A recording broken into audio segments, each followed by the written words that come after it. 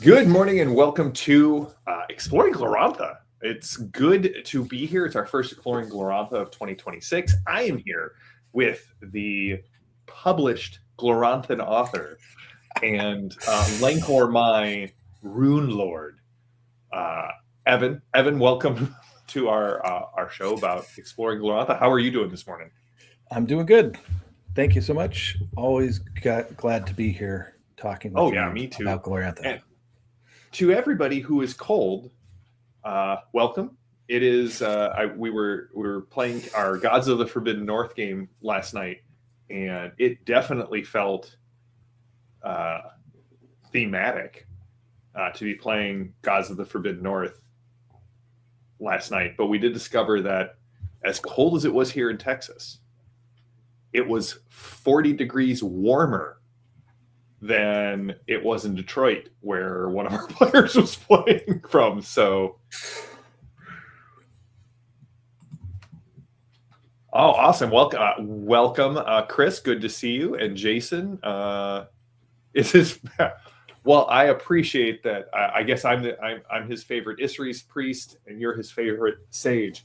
So today we are continuing our discussion on magic, which was brought up by one of the people, I believe it was actually Matthias, was like, hey, I could really use you to explore magic. And today we're talking about the easiest one, which is Rune Magic. So essentially, runes are these magical things that you can quest for and then take. And wait, no, that's a different version of Rune Quest that we all revile in all of its forms. Evan, talk about Rune Magic. Save me. All right.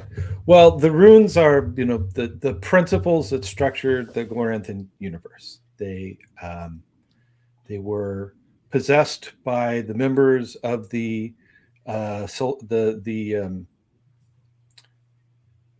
cosmic court on the spike originally, and everything sort of descends from them. Obviously, the role-playing game is called Rune Quest, but we do not actually quest for the runes. Not physical embodiments of the runes typically, but your quests take you into encounters with the structure of the universe, of course, which the runes create and reinforce.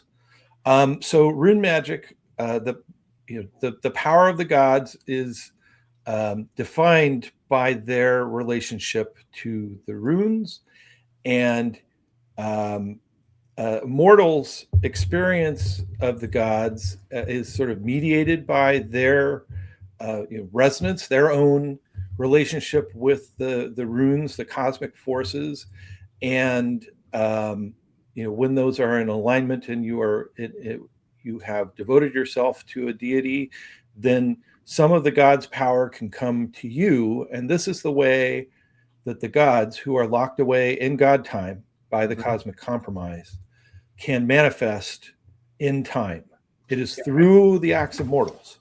Well, yeah. And so for those of you who are coming from a more D20 fantasy game, the best analog, and it's not a perfect analogy. No analogy can be perfect. Right. But runes can be interpreted or seen or are a fraction of, or can contain multitudes, but it is essentially like when you are in a D20 game and you're looking at your god's divine portfolio, and therefore that influences how you can do magic. even alignment in a way, especially when you look at like the Great Wheel cosmology.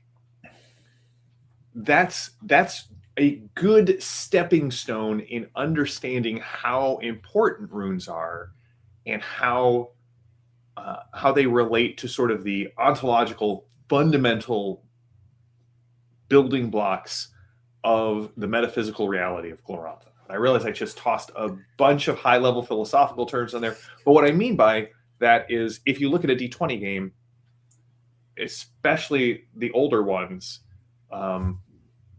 alignment is ontological. It means it is a foundational thing. You can go to the planes of lawful neutral and find the entities and the beings that live there. It influences, when Torm has the domain of strength, he grants that magic to his faithful priests. And as Evan said, the runes in RuneQuest, they are these high philosophical concepts, but they are also the keys or the conduits that allow power to flow from God time into the mortal world of Glorantha, but also it's the conduit that allows the worship that we send up to the gods to travel back to us, the divine energy to kind of come back down to humanity. Yeah. Now we talked about spirit magic last time, and that also depends on the runes. Those are fragments and pieces of knowledge and connections to temporarily introduce supernatural effects into the world, but that are not necessarily tied to any one deity. They're carried by many different spirits and things. Of course, the divine cults incorporate both knowledge of different spirit magics, and sometimes have taboos that prevent you from using certain spirit magics. But the real juice, right, is the direct connection to a deity by manifesting their power, because you within time to affect something, because you have made a connection with the gods in that way. Well, and that's really the key part here. I think of all of the different types of magic, and being a Gloranthophile, I love all of the types of magic, maybe not equally, because Rune Magic is my favorite. And the reason Rune Magic is my favorite is because it is the core of the promise that Glorantha makes to people. That the promise of Glorantha is this is a world where the mythology is alive and is important, and your relationship to the deities is important in a way that used to exist in our world. And that is most typified by Rune Magic. You have to access Rune Magic, which again, we got to make this clear, especially if you're coming from a D20 background. Everyone in Glorantha in a RuneQuest game has magic. You have spirit magic, which we covered last time. If you don't know what that is, pause this video and go check that out. But Rune Magic, or spirit magic, is the invocations of the reality of spirits being everywhere in everything. Nuclear forces is not the binding force of Glorantha. The interaction of spirits is the fundamental force of Glorantha. Rune Magic is the cultic magic. So everyone initiates in a cult. You have a connection with a god, and that connection is tied to their runes and your runes.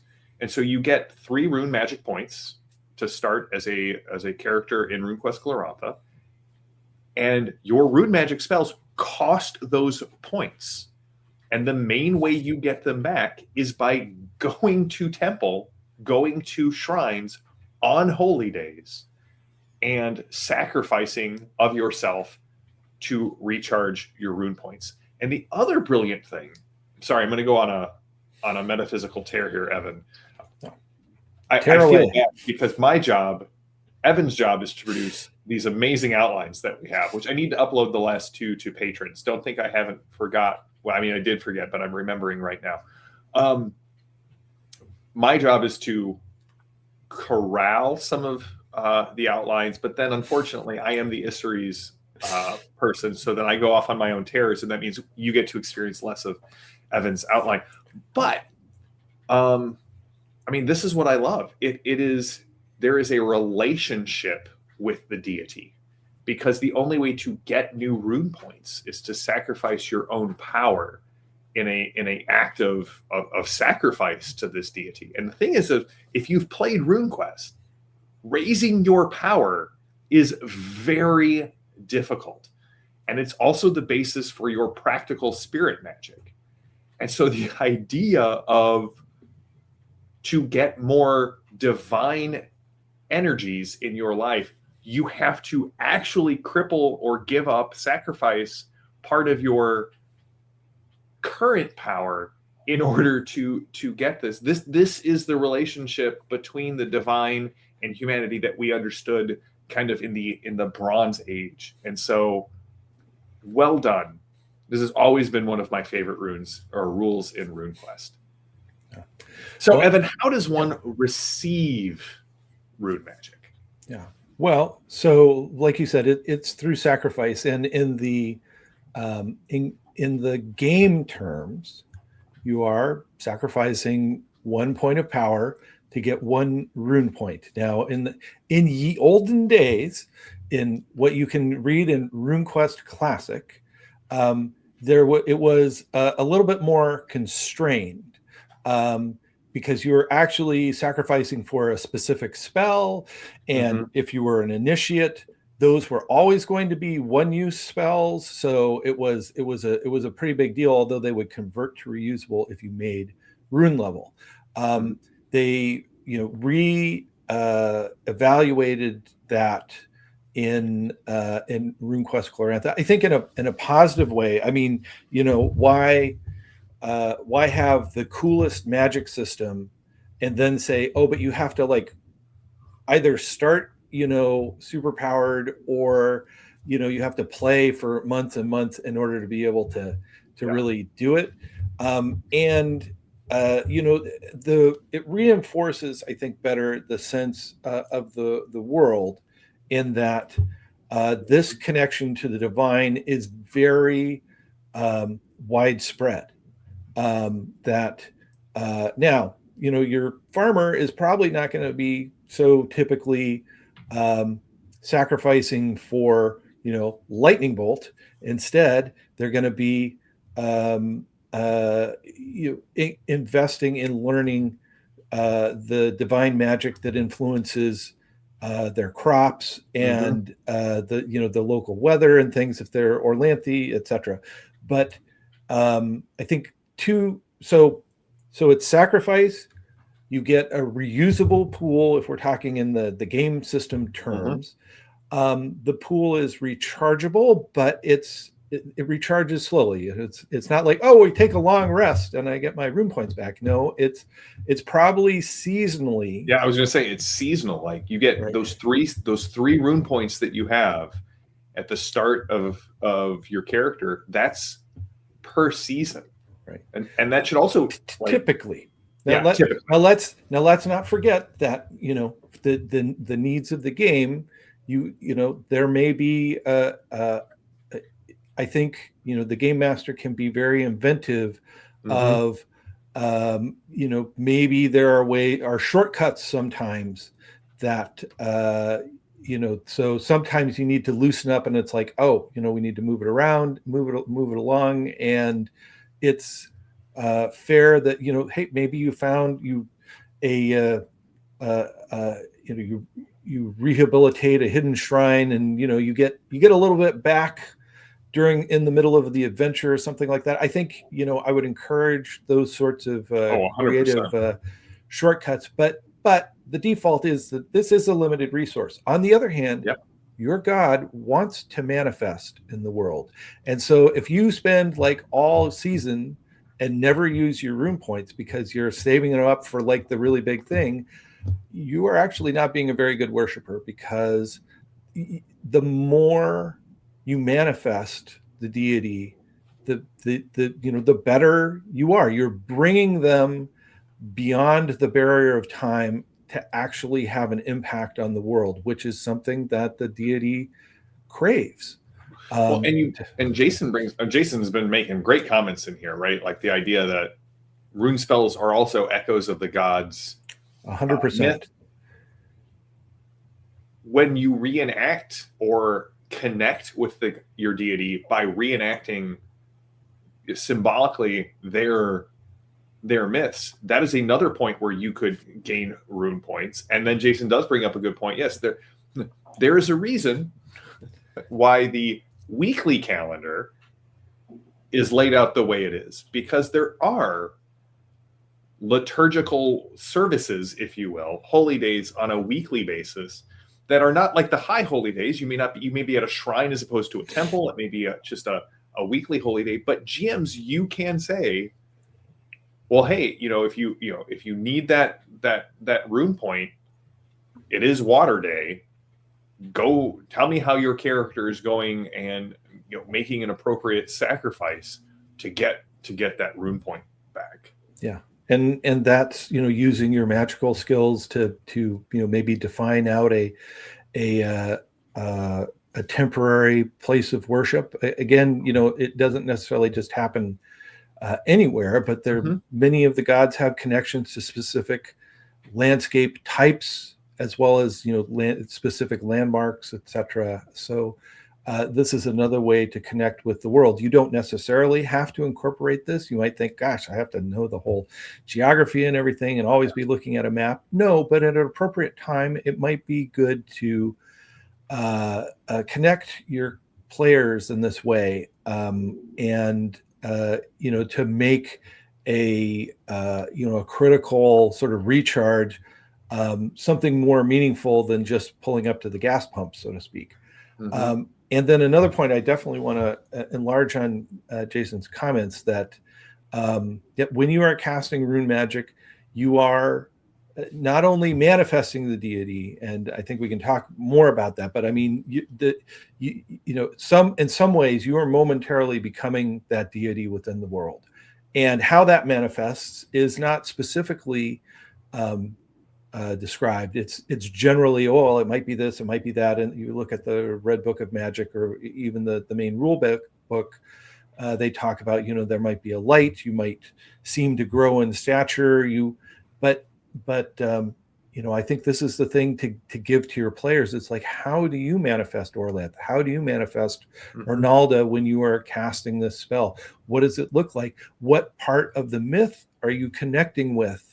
That and I think to pull from the sort of 13th age kind of narrative freedom of like, because we have the broad brush overview of many of these myths, but they're in the real, if Glorantha is a real world, there are thousands of stories, right? And they are local and varied. So let your players build a little bit of the world. Oh, well, this, as long as it's not slowing the game down for you, if it's something that is interesting and will connect your players better, it's like, let them tell a little story. I mean, it is consequential to cast rune magic, and oftentimes it's a clutch move, right? So they make their rune roll, and it's like, well, which myth are you recalling, and what did Babeester Gore do? Yeah. Well, when I go into my axe trance, I'm stepping into the time when Babeester Gore faced the tide of chaos that came to try and destroy Arnalda at this particular place in the earth, and the way that it's looks is that the red earth reflected and enhanced the power of the axe in Babeester Gore's hand, and now my skin has darkened and my axe is shining and I'm going to kick some ass. That's right. And I did like Matt's comment. Orlanth demands me to blast lightning once a season just to assert his divinity in the world. Sometimes it happens to hit a lunar. It is what it is. Very good, Axel. You are right in the mindset. So, again, this is a toolbox, and sometimes you just need to keep the narrative flow going in one way. But I think Glorantha really rewards incorporating the more narrative aspects on top of the mechanical ones to build a richer experience of play. All right, I'm gonna interrupt and just say, like, that is something that I think we should be doing as GMs, no matter what game we're running. I encountered it first really in both Savage Worlds with the idea of trappings, and in actually Call of Cthulhu with the Grand Grimoire, where it's like all of these spells sound generic because you have Call Fish, but what's your version of Call Fish in your campaign? And that's really what they were going at. I think asking your player the first time they use any sort of magic in any role-playing game, well, what does yours look like? And then bringing that back up, rewarding them with little bonuses or penalties based off the situation, that adds something to the player's experience that is 100% unique. And if you're doing this in Glorantha and you're asking them, well, what kind of myth are you reenacting when you're casting Lightning Bolt or Shadow Wall? Or that is basically asking the players how, like, it draws them in. It's asking them to invest a little deeper. And that is always a great thing to be doing in a game. Yeah. And I think, what also becomes, because, you have a whole party of Orlanthi, maybe they all have lightning, etc., but everybody can have a unique connection, or different in different situations can say, oh, well, this is the time where Orlanth fought the the mud people, and that's what I'm recalling on. And somebody else is like, well, this is the time that Orlanth smote the chaos worm, and so that everybody can feel like, well, I'm not just casting the same lightning bolt that everybody is. This is because of a particular connection. And all these little details then, particularly if they're handing you pieces of myth to be part of your campaign, these, steal the best ideas, reincorporate them, elaborate on them, and then confront your players with them later. Yeah. And that makes them co-owners of the whole campaign. And I think that is a very rewarding approach, just as JM was saying. Well, and like you were saying, Evan, right? We need to make spirit magic, in a lot of ways, is the subtle commonplace magic of invoking the spirits for your own sort of benefit. Rune magic is tapping into the god time, opening a brief conduit, and allowing the god to step into reality through you. That is not a subtle magic. And again, as Evan pointed out, right, you get 3 rune points a season to start. When you use those should be the big moments and the spotlight moments for characters and gods in your stories, right? While they have just great mechanical effects, and from the player who is looking for the most power, is where you're going to find it is in Rune Magic. It is this foundational and integral part of Glorantha that should never just be glossed over, or, okay, well, you're going to do that, give me the roll, all right, move it on. Like, this is a moment where the divine breaks in to our characters' lives. And so, as Evan said, this has changed a little bit over the years, but initially, in this version of Glorantha. You guys are initiates, right? Your characters have this connection. They are above just sort of the lay people of the cult. You have rune points. That's what makes you that establishes your standing, if you will, in the cult. And we've talked a little bit about the sensation, but like make sure that when it happens, it's not just a subtle thing, and it's not just a, you know, that the lightning bolt isn't the focus, right? The lightning bolt is the effect. The focus should be on the character and how they, again, are manifesting the god or recreating a moment from the god's story in that moment. Give them leeway to have their cool spotlight. Shadows and lights and images from the myths, you know, taking ethereal manifestation, you know, mythical creatures or beasts kind of like moving around them. Think of like the craziest things from, I know Jason brought up Full Metal Alchemist. I was going to say, right, Avatar: The Last Airbender, or these things where we have these displays of power, and let your player's imagination go wild and shine the spotlight on that person. I think that's probably my biggest piece of GM advice for incorporating Rune Magic. And just so that we in the GM seats don't feel left out, don't forget, when that lunar priestess invokes, you know, the light of the red moon in Rune Magic, it should be terrifying in its display of power in the exact same way.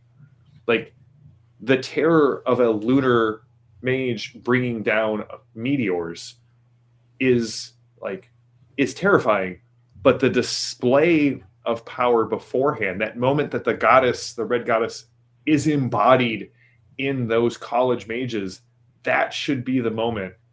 That should be your, pardon my French, oh shit moment for your players. And then the mechanical effect hits. That's right. When the moon hits your eye like a big pizza pie, that's a mind blast. That will be the short that we cut from this, and then that one little clip will live on in internet history for the rest of time. All right. So we've talked a lot about. Oh, hold on. Matt says it really helps to connect players to the lore and world of Glorantha. In other games, yes, a spell is just a spell. I agree. And I think, I mean, we've talked about this. You know, I've talked about this a lot, whether it's talking about RuneQuest or talking about Jackals or talking about even, I mean, I'll even give credit to Shadowdark. Shadowdark's magic feels a little bit more wild and chaotic because you have to have a role in there. In a lot of ways, the Vancian magic system, which I love running Vancian magic games, I'm running 2 of them a week right now, Hyperborea and Castles and Crusades. Vancian magic feels a little less magical and a little bit more like magical physics, which it is in the Dying Earth series, right? Like the magic in Dying Earth it's actually a science fiction setting that has been pushed, you know, to the far future. I don't like my magic to just feel like in games that I'm like, I truly love. I love where magic feels magical, right? It's depending on how you feel about him, it's the difference between, say, Ericsson's writing and Esselmont's writing in Malazan, or Tolkien's writing in Lord of the Rings, and Brandon Sanderson's writing.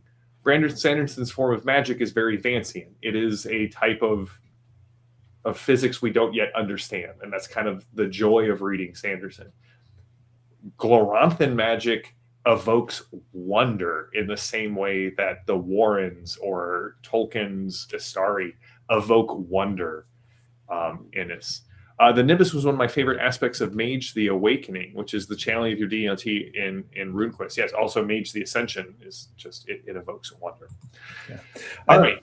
I do want to just throw one thing. I don't want anybody to feel bad if you've run segments of your RuneQuest game and you have just sort of done the mechanics. Sometimes that is kidding. Yeah. you know, it's an opportunity, but it isn't, it isn't a necessity No, necessarily, it's not. that it's a chance to connect with the setting, but there are lots of different touch points. And sometimes you do need to, move the combat along, and you don't feel bad about that. But again, look for the opportunities to, like James said, give the spotlight to the character who Mhm. is doing a clutch move. I mean, a lot of times, in a big combat, somebody says, "Okay, now I cast shield as a prep," and then they don't even get hit, right? So Right. so so and that can pass. But I'm always, and I am guilty of this as much as anyone. But uh, we want to be giving people tools and giving you an opportunity to think and plan about how to deeply engage with the world, even if that's not always possible to do and not always what your players are looking for at the particular time. But there are opportunities to introduce this, Yes. and we encourage that. And one of the things, so there is these 4 episodes. There's a clear distinction, I think, in my mind, between spirit and rune magic and sorcery and shamanism. And that is in a rune quest in a Gloranthan game,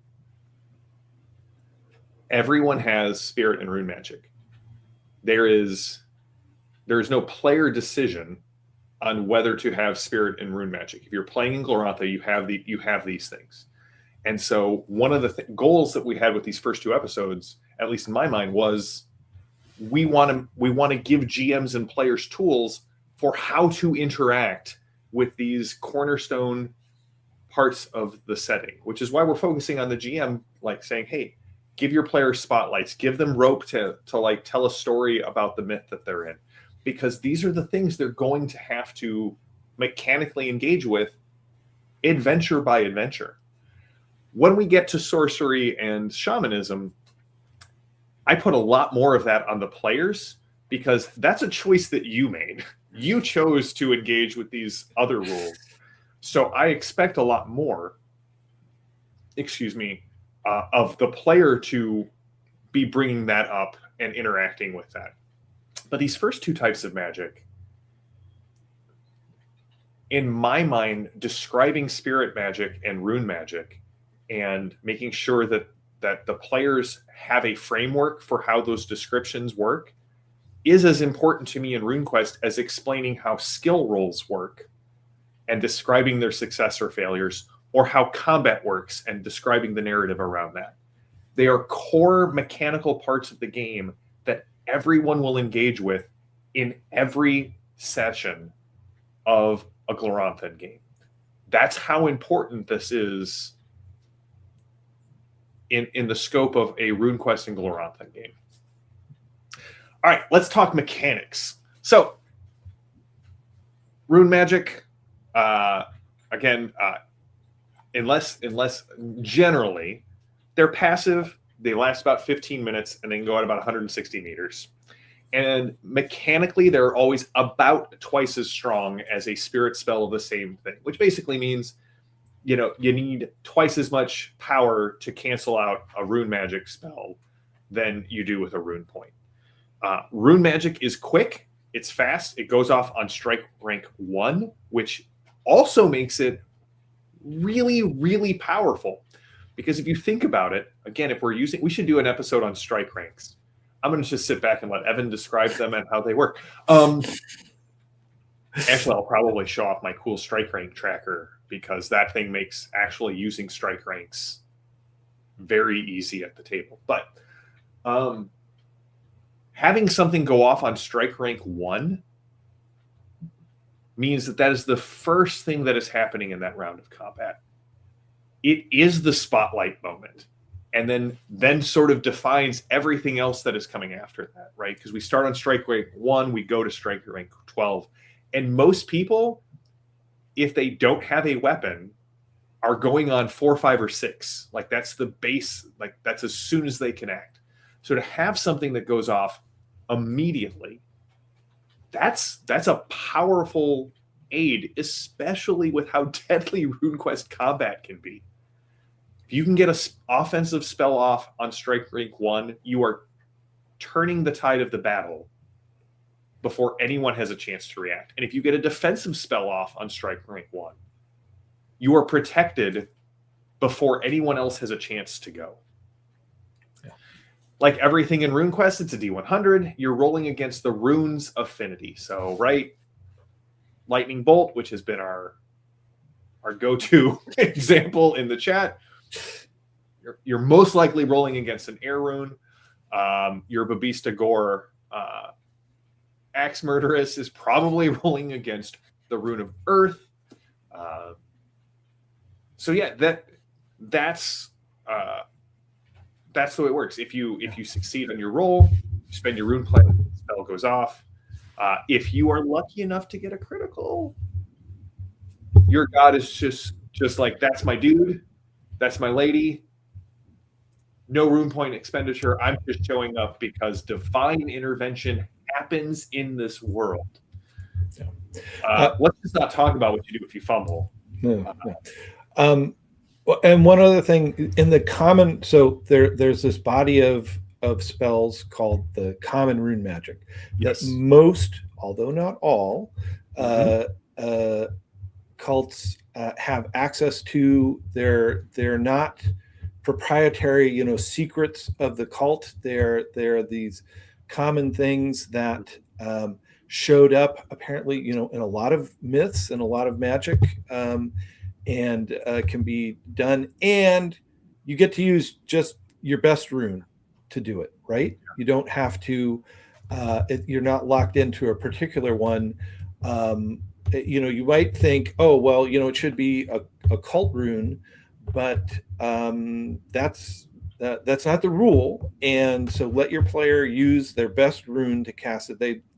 These are so sort of cross denominational that they accept, they universally accept the power of any rune to get them to go. It's like coffee hour. It doesn't really matter what right. church you're going I mean, to. Of the rune associated with it, right? They still have particular rune associations. Yes. But you can use one that isn't your cult rune, but it is associated with that rune in order to make it go. And sometimes it's just the magic rune, right? And that's any rune. I did like Matt's example that Lightning Bolt activated on strike rank 1 is a terrifying sight in the narrative. It's like watching a cowboy do a quick draw shot, but guided by a storm god. That's right. Strike rank 1, Orlanth has entered the chat. That's right. Orlanth has entered the chat. Yeah, it's basically a bunch of folks flexing their god's muscles before shit gets real. This is one of the reasons why we like doing this show live, because we get to interact with you guys. And yeah, you are adding to the discussion here. And hopefully people find this as helpful as we do in kind of outlining our understanding of how rune magic works. Okay, so rune points come back. We talked about it slowly. It requires a power sacrifice to get your rune points back. And you can only do that in very specific places, at very specific times, very specific reasons. But GMs, you've got some leeway and leniency here. Yeah. And as Evan pointed out, I think this is great advice. Help the players look for places to renew their rune points. Because as Evan said, if you are not using your rune points in the season, you are not spreading Orlanth's influence, which is one of the reasons you are part of that cult.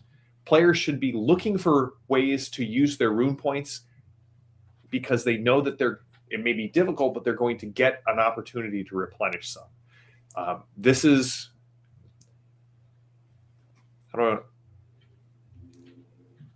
I like to run my RuneQuest games with that in mind. I want players to feel like, so in Dungeons and Dragons, we talk about the wizard workday, right? Where, Wizards typically go Nova in the first encounter, and then are like, hey, everybody, let's sleep. That's kind of the goal, in my mind, of what you're looking for in a RuneQuest game. You want your players to be looking to use their rune spells as soon as possible so that they're manifesting the divine in the game. But there's no sleep afterwards. Then you create this cycle of, I spent my rune points, I want to get them back. Well, the only way to get them back is to engage in the narrative of Glorantha and seek out holy places, holy shrines on holy days. Sweet, I got rune points back. Now I can expend my god's influence. There may be some mechanic in here, Evan, just of the GM keeping track of rune points spent by cult to over the course of a campaign or an adventure, to actually say, well, like, what gods are in ascendancy, what gods are falling away at the wayside. That could actually be a really cool way of dealing with divine intervention and seeing whose gods are actually, like, it's sort of like in 13th Age Glorantha, right, where the icons that the players pick become the focus of the campaign. Yeah. The more rune points you spend, the more influence your god has in the story, and that could be a pretty cool thing. Yeah. Again, an optional rule, because it's an extra thing to track on a spreadsheet or whatever in your notebook, but something that, again, takes a mechanical transaction and turns it into a story opportunity, A narrative one, yeah. I do want to actually, one thing you said, Don't you dare. to get your rune points back, you have to spend power. You have to spend magic points in worship. You spend power for additional spells. Yes, you spend magic points. Sorry, you are correct, Evan, as always. Not always, but I try. No. Hey, when Isri's priests aren't worried about being correct, they're just worried about talking enough that the other guy gets bamboozled. Lankor, my scholars, that's your job to clarify. Yes, you spend magic points to get your rune points back. You sacrifice power to get new rune spells. Now, Evan brought up that there still exists these one-use rune spells, and they are typically quite potent. Right. So one use. So there's usually a version of that spell that's owned by, sort of the prime god that wields that power. So Sever Spirit is a favorite, right? Humacht has Sever Spirit. It's an insta-kill kind of spell, right? The sword of death severs the spirit of whatever you're facing from its mortal frame and sends it into the afterlife. So Humacht is the premier death god, war god that wields that, and you have to be his worshiper in order to get that spell reusably. Other deities, like other war gods, also have access to Sever Spirit, but only as a one-use spell, which means you can learn it. It's this secret tied to death, but your version is inferior because you have to actually sacrifice the rune points that you use to spend it, and you lose access to that spell after expending it. So it makes access to some of these powerful or unique instances of magic more proprietary. It's more special to be under one of these prime deities, but as secrets have a want within Glorantha, right? Humacht found death first, but then it got spread around. Orlanth used it, maybe unwisely. He made up for that later. But lots of people, lots of gods learned how to wield death, but Humacht was the first and learned most profoundly its secrets, and everybody has a slightly less uh, uh, intrinsic incorporation of it, and it's reflected mechanically by these one use uh, uh, of the spell for other cults that just are not as awesome as Humacht, right? Well, But and yeah, that brings up a really good point, because we talked a lot about, from GMs and players' perspective, how to use Rune Magic. Rune Magic can be the focus of adventures, because the thing to remember is, while your cult has a list of rune spells that they know, it is very clear that not every shrine or every temple has access to all of those rune spells. And I cannot stress this enough for GMs. You have in-world reasons why certain spells may be more difficult or rarer. And that forms the seed of an adventure. Evan wants to get the Sever Spirit spell for his Humakti. Well, why not turn that into an adventure? Well, that one is taught in this region, only in this secret shrine that you then have to not only traverse to, but prove your worth to Humacht in some way. You can take finding of new rune spells and make them spotlight adventures for that player and character. You can make finding new rune spells, hero quest to find a new rune spell, or recover one that has been lost. These are the kind of adventure seeds that, as Glorantha GMs, we should be working on. I think there's a little bit of a transference from other games, whether it be video games or whether it be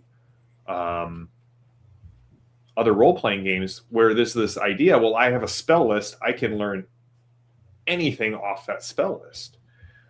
I think Elden Ring kind of had my favorite way of doing it, where it's like, no, in fact, only the most common spells are available until you find the people who have these spell books that then allow you to teach these new things. That's kind of the feel that we can go for here in Glorantha. That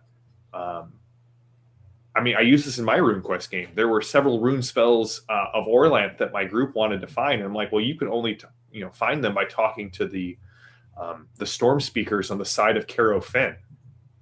Well, that is a huge quest to go from the eastern side of Sartar and journey to Caro Finn, and then ascend Caro Finn, and then do something to prove not just your right, as an Orlanthi initiate to learn this spell, but to prove your worth to gain this spell. And that is one of the coolest types of adventures, because here's the thing, because everyone has to engage with Rune Magic, they're going to be looking for new rune spells to add to their repertoire.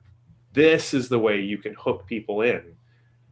And again, the adventures, I don't want to say sort of write themselves, but at least the adventure hooks sort of write themselves. Yeah.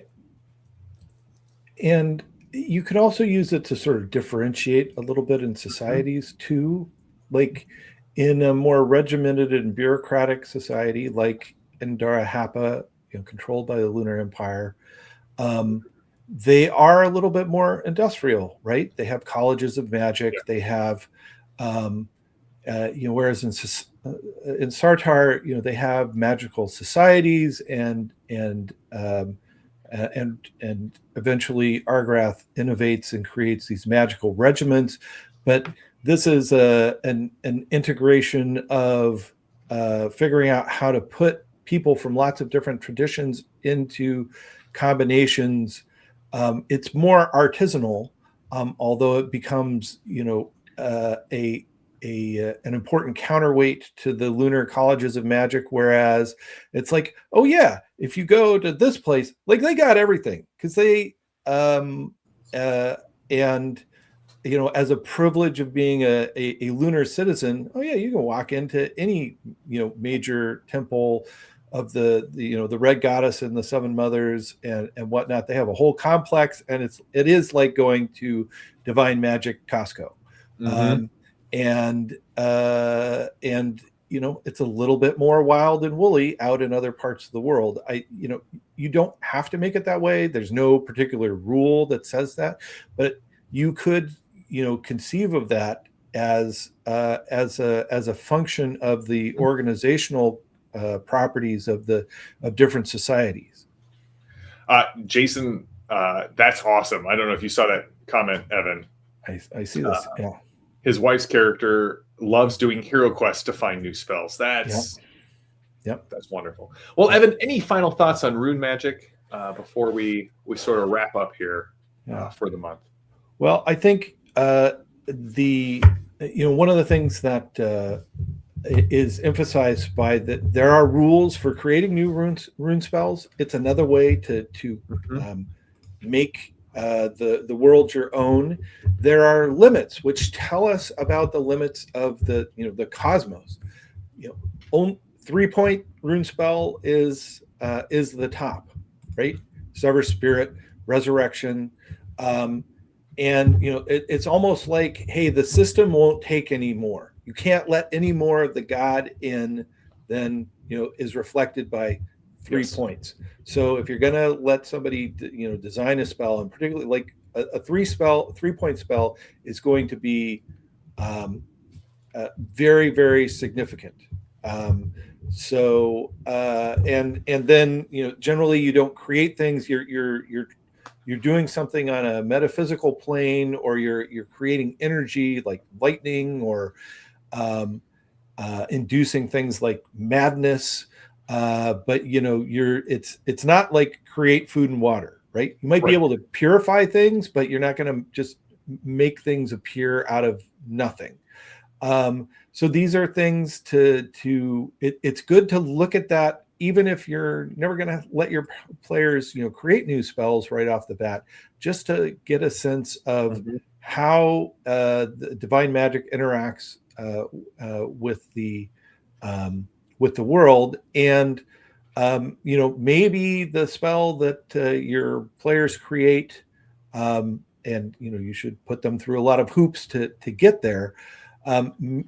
Maybe it is essentially a synergy of this particular mortal interacting with the divine world in a way that had never been done before. I think you should allow for that, but I think very often maybe you are rediscovering, some forgotten hero or something, and reawakening like a hero cult for your cult that is going to teach this particular spell or set of spells that were lost and forgotten. And that can be really cool too. And again, an opportunity to say, hey, let me give you some homework. Why don't you write a couple of myths of this hero, and why these spells exist, etc. For the right player, they're going to be like, great, come back with a binder full of myths and things. And I think that can be really interesting and fulfilling, and help again make your varied Glorantha really your own. Awesome. Well, that's it. That's what we have for today. I'll make sure that I get those outlines posted next week, but we will be back in February to talk about the very romantical sorcery magic. Nothing quite says, is it hot in here, or is it just me? Like sorcery in Glorantha. So we'll be back then. Evan, as always, thank you so much. I thoroughly enjoy doing these shows with you. Likewise. Thanks so much, JM, and thanks to the audience. That's right. Thanks to everybody who showed up, and we will be back in a month with more Exploring Glorantha. Until then, have a good one, everybody. We are all us.